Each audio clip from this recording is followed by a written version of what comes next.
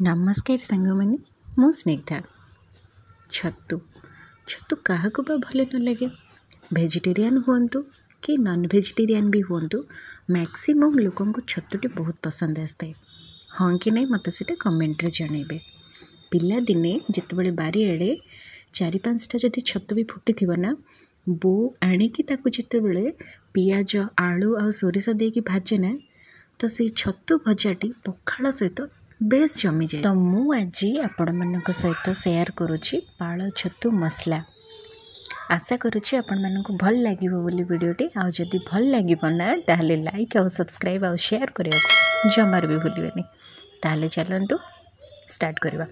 तो मुझे किसी पाଳ छतु को लेकिन भल भाव में बाछि देछि ताकू 2-3 थर भल भाव में धोईकी तापर मु हलदी पानी भी भल भाव में धोई नहीं तापर कड़ाई रे तेल गरम करी से मु छतु को भल भाव में भाजी नौची।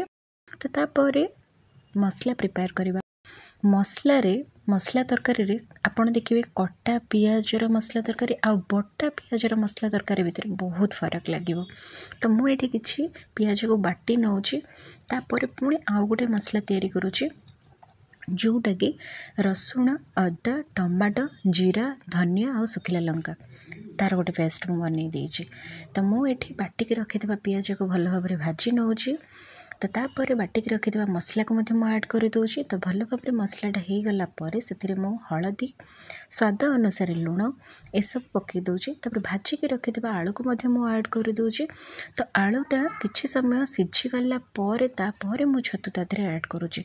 तो छतुटी ऐड कर सारा पर से मु पानी दे दूसरी किछि एबे मु ताको 5 ରୁ 7 मिनिट रांधिबा पई छाड़ी दउची।